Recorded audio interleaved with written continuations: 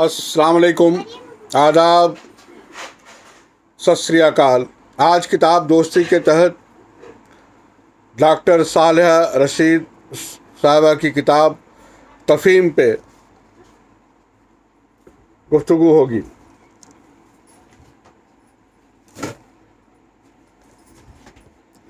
तफ़हीम, doctor Saleha Rashid.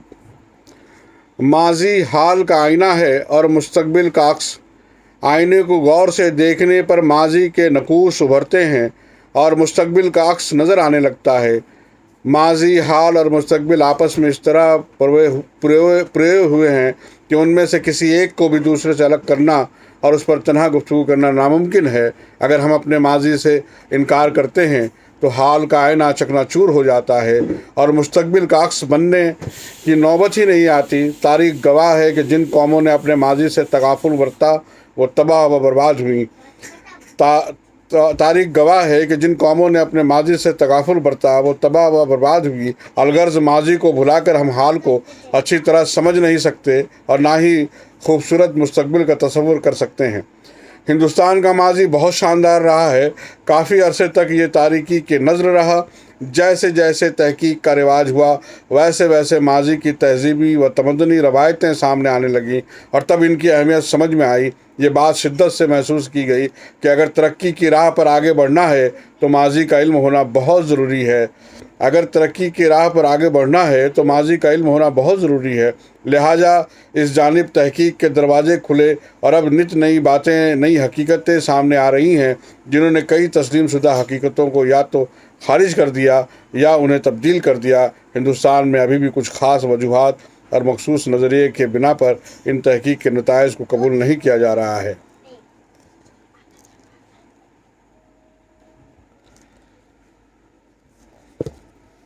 तफ़हीम, doctor Saleha Rashid साहबा की किताब। इन्होंने इंतसाब किया है अपने वालिदैन मुजीबुल्लाह मरहूम और कनीज़ फ़ातिमा मरहूमा के नाम, जिनकी मोहब्बत और शफ़क़त लासानी व लाफ़ानी है।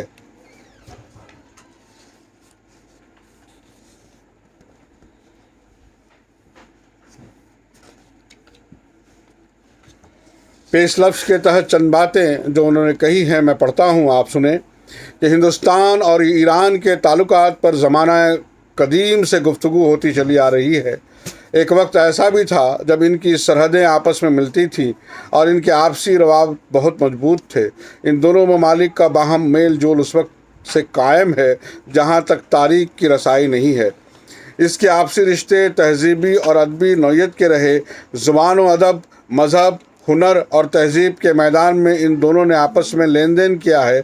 अगर एक ने कुछ सीखा तो दूसरे को कुछ सिखाया भी है। सीखने सिखाने का ये अमल इंतहाई हुस्न व खूबी से अंजाम पाता रहा। ये अदबी और सकाफ़ती रिश्ते एक दूसरे से जुदा नहीं किए जा सकते। फिरदौसी ने शाहनामा 5वीं सदी हिजरी के अवाइल में नज़्म किया और इसमें जा बजा हिंद, हिंदी, हिंदुस्तान और तलवार हिंदी वगैरह अल्फाज का इस्तेमाल किया है।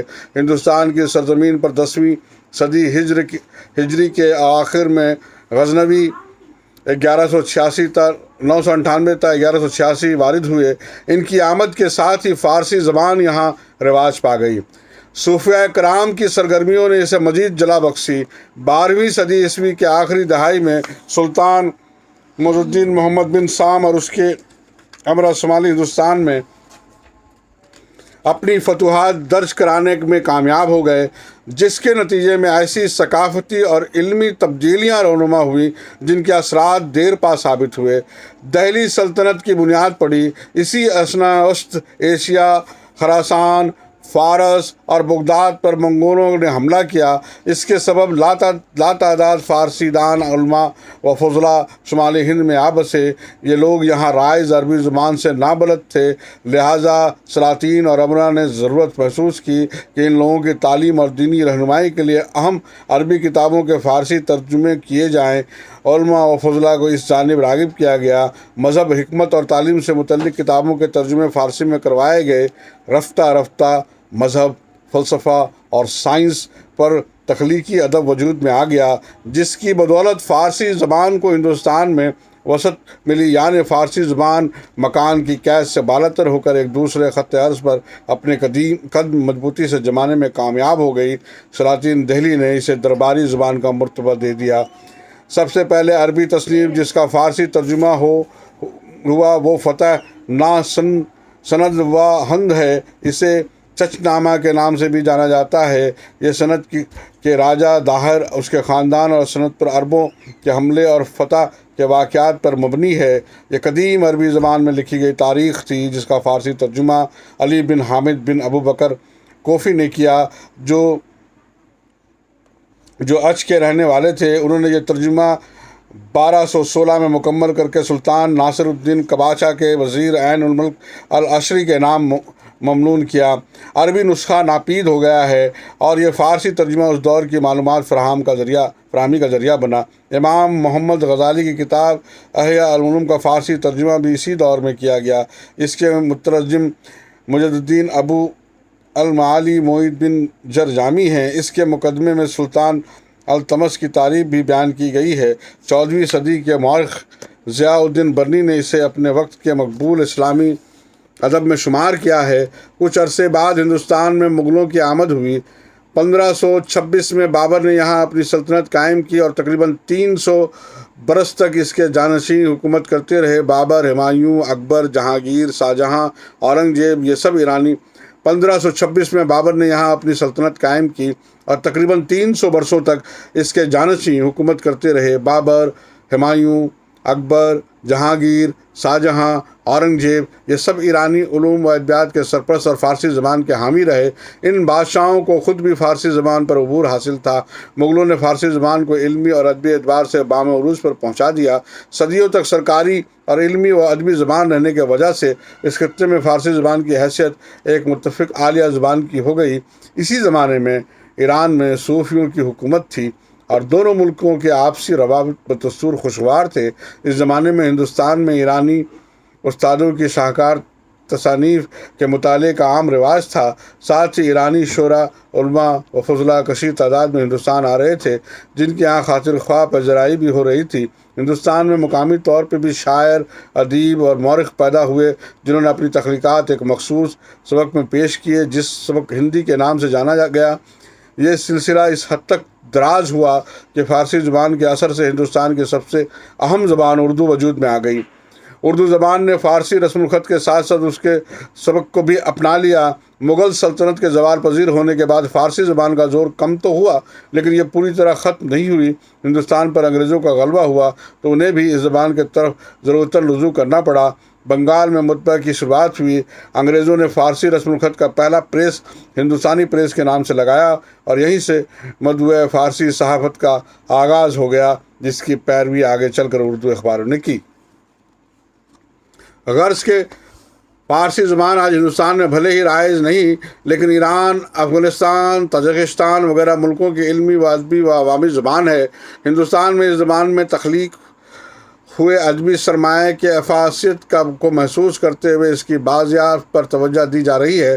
یہ محض عظمت رفتہ کا سراغ پانے کی چاہت نہیں، بلکہ علمی، ادبی و ثقافتی اعتبار سے شاندار ماضی سے استفادہ کی کوشش ہے۔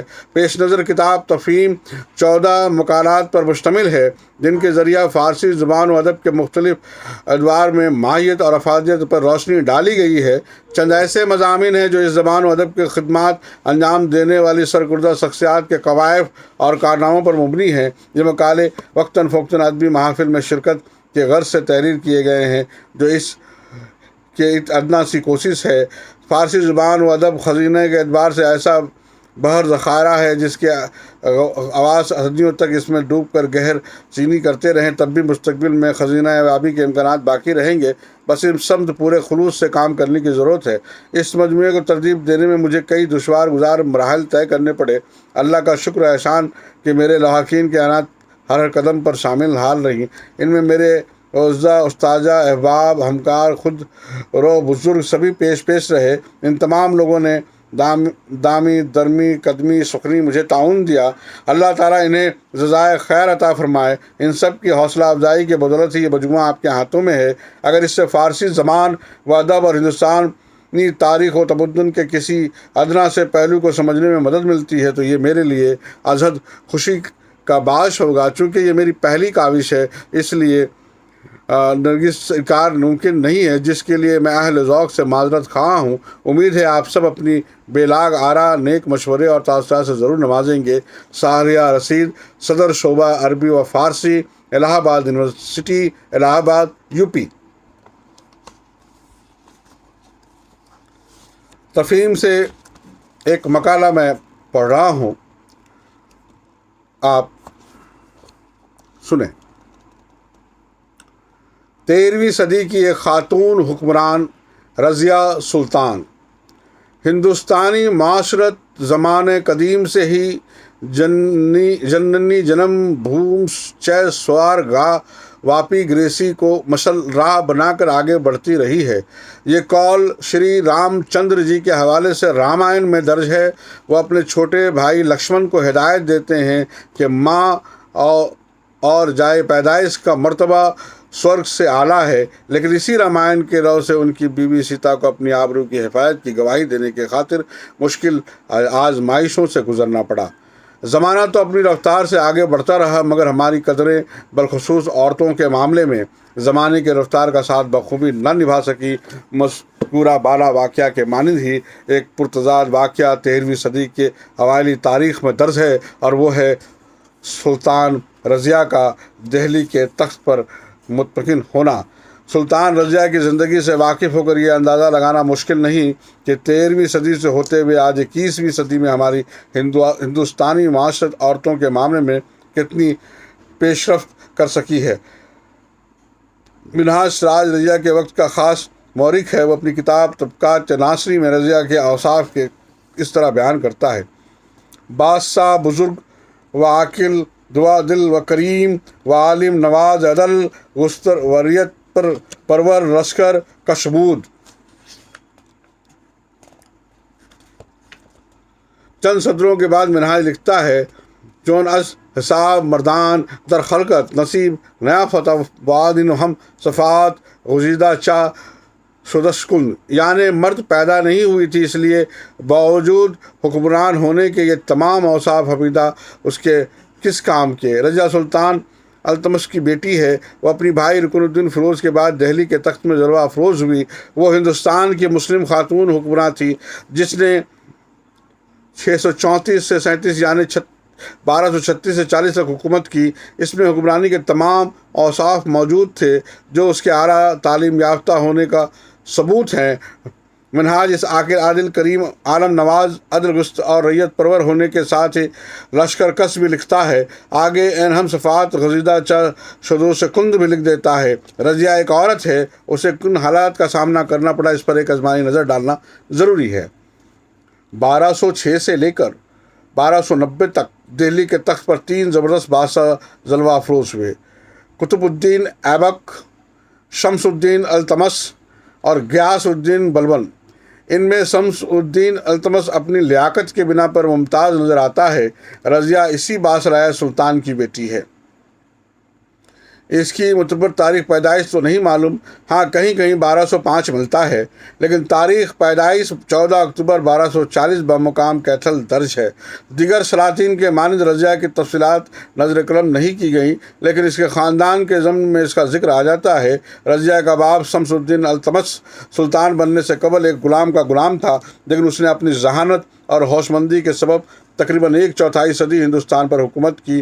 وہ وسط ایشیا کے البرا نامی ایک معزز خاندان سے تعلق رکھتا تھا۔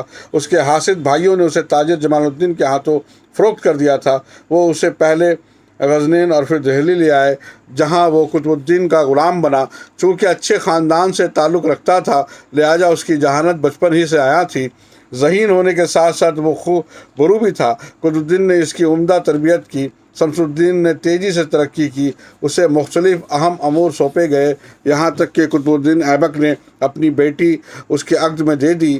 1210 میں جب اس نے تخت سنبھالا، تب تک وہ ایک ہوش مند، مدبر اور عمدہ ناظم کی حیثیت سے پہچانا جا چکا تھا۔ اسے غلامی سے آزادی کا پروانہ بھی مل چکا تھا۔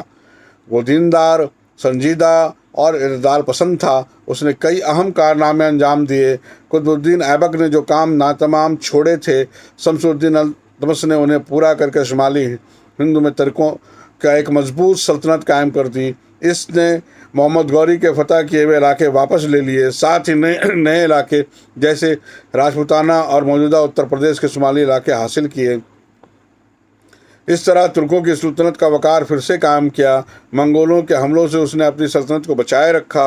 उसने अपने तुर्क हरीफों को भी मगलूब किया और उनसे अपनी सल्तनत की हैसियत मनवाई। इस तरह इसके 3 कारनामे काबिल सताइश हैं।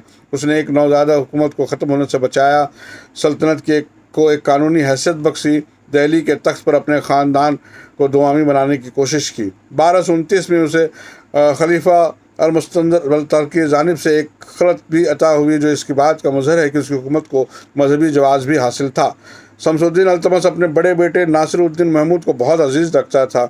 1229 में जब खलीफा बगदाद ने अल्तमस को खलत से नवाजा तो उसने फ़ौरन बाद नासिरुद्दीन महमूद का इंतकाल हो गया। यह वह वक्त था जब आले मरतबत लोग सुल्तान के जानिब से एक वारिस के ऐलान के मुंतज़र थे। इन हालात में हुकूमत के जानसी की नामजदगी का मसला खड़ा हो गया। इसका दूसरा बेटा फ़िरोज़ गैर ज़िम्मेदार, काहिल और ऐश प्रस्त था। बाकी लड़के कमसिन थे। ऐसे में उसकी नज़र इंतखाब रज़िया पर पड़ी। वो रज़ियत की सलाहियत से मुतमईन था। रज़िया ने अपनी ज़िंदगी के सब रोज़ को शक फिरोज़ी में तुर्कान खातून के साथ गुजारे थे। लिहाजा अल्तमस की निगाह उसके नक्ल हरकत पर होती थी। अल्तमस जब ग्वालियर के मुहिम पर रवाना हुए तो उसने दिल्ली का निज़ाम रज़िया के हाथों सौंपा था। रज़िया ने अपनी जिम्मेदारी बहुत उम्दगी से निभाई थी। 1232 में अल्तमस ग्वालियर से लौटा तो उसने ताज उल मुल्क महमूद वैर को हुक्म दिया कि वो एक फरमान तैयार करे कि अल्तमस रज़िया को वलीद नामज़द करता है। जब ये फरमान तैयार हुआ तो अमराओं ने अल्तमस की बेटी रज़िया के वलीद नामज़द होने पर इतराज़ जताया। चंद ने तो सुल्तान को समझाया भी कि चूँकि हुजूर के पास नौजवान बेटे हैं जो बादशाहत के लायक हैं, तो फिर लड़की को वलीद नामज़द करने का क्या मकसद। अल्तमस का जवाब था कि उसके बेटे मुल्की अमूर के इंतज़ाम के सलाहियत नहीं रखते और बिटिया रज़िया उनसे कहीं ज़्यादा लायक व फायक है। जहाँ एक तरफ उम्र तंग नज़री का मुजाहरा करते हुए रज़िया की सलाहियतों पर शक किया, वहीं दूसरी तरफ अल्तमस का ये ज़राअतमंदाना कदम है। इससे उसकी वसी नज़री और तमाम समाजी ममनुआत से आज़ादी ज़ाहिर होती है। इस मौके पर एक सिक्का बतौर यादगार डाला गया और अल्तमस के नाम के साथ इसे रज़िया का नाम भी लिखा गया। अपनी आखिरी सरहदी मुहिम से वापसी पर शदीद बीमार पड़ गया, इसलिए वो रुकन उद्दीन फ़िरोज़ को लाहौर अपने साथ लेता आया। चूँकि नासिरुद्दीन महमूद का इंतकाल हो चुका था, इसलिए लोगों को निगाहें रुकन फ़िरोज़ पर टिकी थी। इस मौके पर एक चांदी का सिक्का जारी किया गया जिस पर अल्तमस के साथ फ़िरोज़ का नाम भी लिखा गया। अल्तमस की मौत के फ़ौरन बाद उमरा ख़ास तौर से सूबाई अफसरों ने रुकनुद्दीन फ़िरोज़ को तख्त पर बैठाया।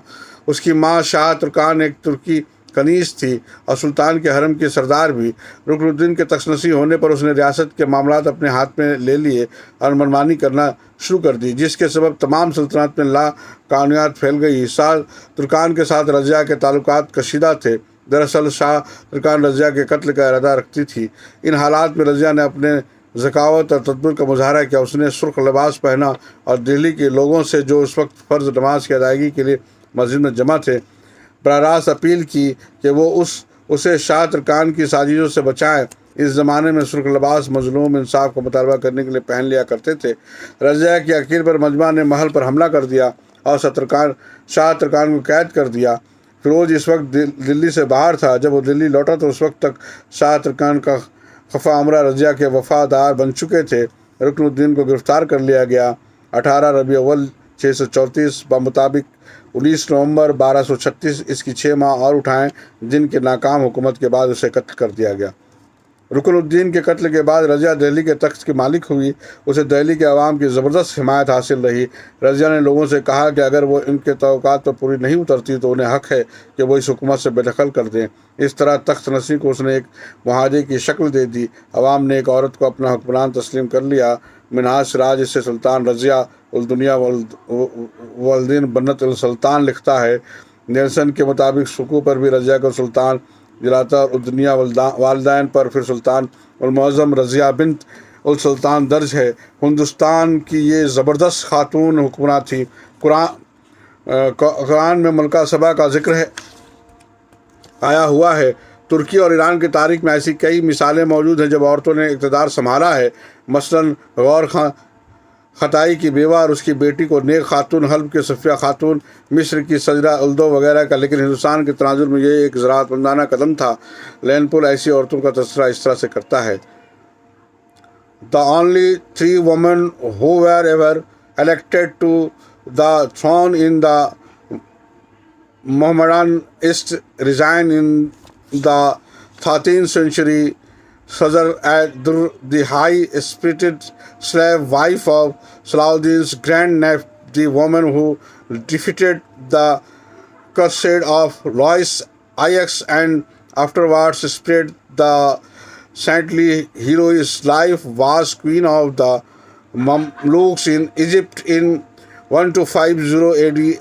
Abis, the last of the princely line of Salgar patrons of Saudi, rules the great province of Fars for merely a quarter of a century during the troubled period of Mongol supremacy. Razia, the daughter of Al-Tutmish, was less fortunate. She was endowed with all the qualities befitting a king, but she was not born a man. بز مملوکیہ و تاریخ فرشتہ کے حوالے سے لکھا ہے کہ رضیہ سلطانہ ایسے تمام اوصاف سے مزین تھی جو ایک عاقل اور صاحب رائے بادشاہ کے لیے ضروری ہے۔ اصحاب نظر اس میں سوائے اس کے کہ وہ عورت تھی اور کوئی عیب نہیں پاتے۔ وہ قرآن مجید پورے آداب کے ساتھ پڑھتی تھی، دوسرے علوم سے بھی آگاہی رکھتی تھی، اپنے باپ کے زمانے سے ہی ملکی معاملات میں دخل دیا کرتی تھی اور فرمان روائی کیا کرتی تھی۔ سلطان اس کی عقل و فراست اور فرزانگی دیکھ کر مانے نہ ہوتا۔ ان سب کے باوجود جب تخت نشینی کی باری آئی تو اس کے نااہل بھائی کو ترجیح دی گئی۔ رضیہ کی مدت کار 3 برس سے کچھ ہے۔ اس کے عہد کے کچھ اس طرح پیش کیا جاتا ہے گویا یہ مدت صرف انتشار میں گزری۔ رضیہ کو پہلی مشکل اس وقت پیش آئی جب التتمش کے مشہور وزیر نظام الملک جنیدی نے اس کے تخت نشینی کو منظور کرنے سے انکار کر دیا۔ اسے کئی طاقتور امراء کی حمایت حاصل تھی اور اس کے حوصلے بلند تھے۔ اس نے ایک محاذ بنا کر دہلی کا رخ کیا۔ رضیہ کو چونکہ عوام کی حمایت حاصل تھی اس لیے وہ کامیاب نہ ہو سکا۔ یہ باغی دہلی کے اطراف میں موجود رہے اور مستقل خطرہ بنے رہے۔ رضیہ نے عقل و تدبیر سے کام لیا اور تمام سرکش عناصر کو یا تو ختم کر دیا یا ان پر مکمل قابو پا لیا۔ اس کے بعد اس نے انتظامیہ کی تشکیل نو کی۔ تھوڑے ہی وقت میں وزیر سے لکھناوتی تک کے امروں نے اس کے اقتدار کو تسلیم کر لیا۔ رضیہ نے تخت نشین ہونے کے فوراً بعد فوجی افسران اور مختلف اقضاء کے لیے گورنر بحال کیے اور ساتھ ہی شاہی دربار کے افسروں کو بھی اس سے فارغ ہو کر اس نے تمام اقتدار پر اپنا کنٹرول رکھنے کی کوشش کی۔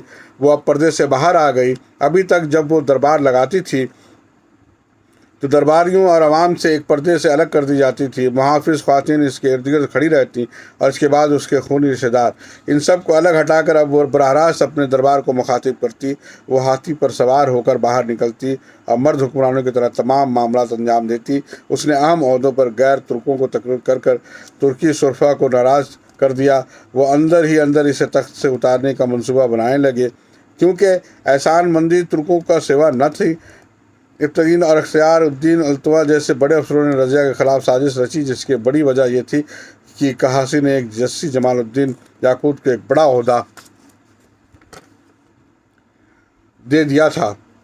رضیہ جب 13 اپریل 1240 کو کبیر خان کے معاملات نمٹار کر دہلی واپس لوٹی تو اسے التونیا کی بغاوت کا پتہ چلا۔ اس سازش کو کرنے کے دوران یاقوت کا قتل ہوا اور رضیہ کو گرفتار کر تبرہند کے جیل میں ڈال دیا گیا۔ اب سازشوں نے دہلی کے تخت پر ایک عورت کے جگہ معز الدین بہرام کو بٹھا دیا۔ معز الدین نے سب سے پہلے ابتگین کو ختم کیا اور اس کے بعد التوانیہ کی باری تھی۔ رضیہ نے صورتحال کا فائدہ اٹھایا اور التوانیہ سے شادی کر لی۔ یہ ایک ایسا رشتہ تھا جو دونوں کے لیے فائدے کا سودا تھا۔ رضیہ نے اس رشتے کے ذریعے اپنی قید سے آزادی की तवक्को की थी और अल्तवानिया ने इसे अपनी तरक्की का जरिया समझा था। माह रबी अव्वल 638 में सुल्तान मजुद्दीन बहराम इन लोगों के खिलाफ एक फ़ौज लेकर दिल्ली से रवाना हुआ। रज़िया और दुनिया को शिकस्त हुई। पसपा होकर जब वो लोग कैथल पहुँचे तो रज़िया के सिपाहियों ने उसका साथ छोड़ दिया। हालांकि सारे सिपाही दुश्मनों के हाथों कत्ल हुए। उसके दूसरे दिन रज़िया भी शहीद हो गई। रज़िया ने नस्ली बुनियाद पर खड़े हो जाने वाले महाज से शिकस्त खाई। इसके ज़वाल की दूसरी वजह उसका औरत होना था। ये दुश्वारी उसके दिलो दिमाग की पूरी सलाहियतों को आज़ादाना अमल की राह में रुकावट बन जाती थी। रज़िया की होशमंदाना तदबीरों से इसका वक़ार दिनों दिन बढ़ रहा था। इसके कलम वसी हो रही थी। लेकिन अमरा एक मजबूत और मुतल्लिक अल-अनान हुक्मरान को तख्त पर देखना पसंद नहीं करते थे। वो तमाम इख्तियारात अपने हाथ पर रखना चाहते थे। इसलिए वो रज़िया की मुखालफत पर उतर आए थे। मजहबी तबका रज़िया को इसलिए नापसंद करता था कि वो मर्दाना लिबास पहनती, घोड़ा सवारी करती और ख़ुद दरबार में मौजूद रहती और अपनी हुकूमत को मजबूत और मुस्तहकम बनाने की कोशिश करती। उसके फ़कत 3.5 बरस हुकूमत की और इस कलील मुद्दत में उसने खुद को एक गैर मामूली कामयाब हुक्मरान साबित कर दिया। वो दिल्ली के तख्त पर जलवा अफरोज़ होने वाली ऐसी ख़ातिन थी जो दिलेर और बहादुर होने के अलावा कामयाब सिपाही भी थी। सियासी साजिशों और जोड़ तोड़ में भी मशाक थी। इसकी वजह से हिंदुस्तान में तुर्कों की सल्तनत का वक़ार बढ़ा। उसने तख्त व ताज की मंजिलत बढ़ाकर इस मुतल्लिक अलनान बना दिया। वो अपने हुक्म को अमरा और अमलूक पर नाफिज किया। कुतुबुद्दीन खुद को उमरा का महज कायद समझता था। अल्ततमस अपने उमरा के सामने तख्त पर बैठने में झिझकता। रज़िया से पहले और उसके बाद भी अल्ततमस के ख़ानदान के अफराद अपने किरदार और शख्सियत के लिहाज से कमज़ोर थे। लेकिन रज़िया अपनी सलाहियत और लियाकत के बिना पर सल्तनत दिल्ली की सियासत पर हावी रहने की कोशिश करती रही। तबक़ात नासरी का मुसन्निफ़ हमेशा उसे सुल्तान लिखता है। वो उसे जलीलुल क़द्र, आकिल, आदिल, करीम, आलिम नवाज, अदगुस्ता, रेत परवर और लश्कर कश हुक्मरां बताता है। वो रज़िया को आलम नवाज तो कहता है लेकिन उसके हालात के ज़म्न में उलमा व फजला का जिक्र नहीं के बराबर करता है। जबकि अल्ततमस का दरबार अहले इल्म व फजल का गहवारा था। ताजुद्दीन रेज़ा जैसा मशहूर शायर रुकनुद्दीन के दरबार से वाबस्ता था। उसके यहाँ रज़िया के हवाले से कुछ भी दस्तियाब नहीं। जबकि रज़िया के बाद तख्त नसी होने वाले रज़िया के भाई मुजुद्दीन बहराम के 637 से 639 के शान में कहा गया कसीदा मौजूद है। जाहिर है रज़िया सुल्तान तो थी मगर एक औरत भी थी, इसलिए उसके मदा सराई का जवाज़ नहीं बनता था। ज़रा सोचिए कि आज 21वीं सदी में औरत सीता और रज़िया के कर्ब से निजात पा सकी है। ज़रा सोचिए कि आज 21वीं सदी में औरत सीता और रज़िया के कर्ब से निजात पा सकी है।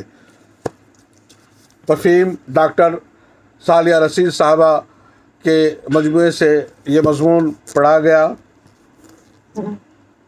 और इंशाअल्लाह तफ़हीम से कुछ 1-2 मज़ामिन और भी अगली किसी कड़ी में पढ़ी जाएंगी। आज के लिए ये महफ़िल बस यहीं तक।